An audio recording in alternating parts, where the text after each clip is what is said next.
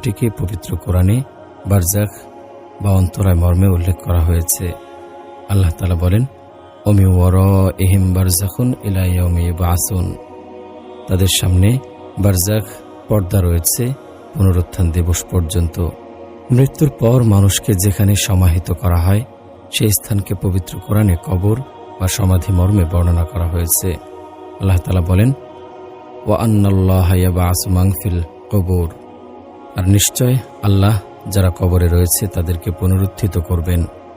বারজাখী জীবন দুনিয়ার জীবনের মতো নয়। এই জীবনের শান্তি বা শাস্তি দুটোই দুনিয়ার কৃতকর্মের উপর নির্ভরশীল। সৎকর্মশীলদের কবরকে প্রশান্তির জায়গা বানিয়ে দেয়া হয়, আর যারা অসৎ মানুষ তাদের কবরকে জঘন্য শাস্তির জায়গা বানিয়ে দেয়া হয়। মানুষের কবরের জিন্দেগি কেমন হবে সে বিষয়ে পবিত্র কোরআন ও হাদিসে বিভিন্নভাবে আলোকপাত করা হয়েছে। ফেরাউন ও তার সঙ্গীদের বারজাখী জীবন প্রসঙ্গে আল্লাহ তাআলা বলেন, আন্নারু ইউরাদুনা আলাইহা গুদুওয়া ওয়া আশিয়া ওয়া ইয়াওমা তাকুমুস সাআতু আদখিলু আলা ফিরআউনা আশাদ্দাল আযাব। সকাল ও সন্ধ্যায় তাদেরকে আগুনের সামনে পেশ করা হয় এবং যেদিন কিয়ামত সংঘটিত হবে সেদিন আদেশ করা হবে, ফিরআউন গোত্রকে কঠিনতর আযাবে দাখিল করো।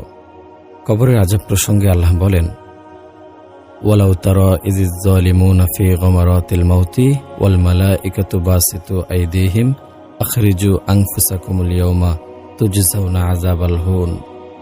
যদি আপনি দেখেন যখন জালেমরা মৃত্যু যন্ত্রণায় থাকে এবং স্বীয় হস্ত প্রসারিত করে ফেরেশতাগণ বলে, বের করো স্বীয় আত্মা, আজ তোমাদেরকে লাঞ্ছনাকর শাস্তি প্রদান করা হবে।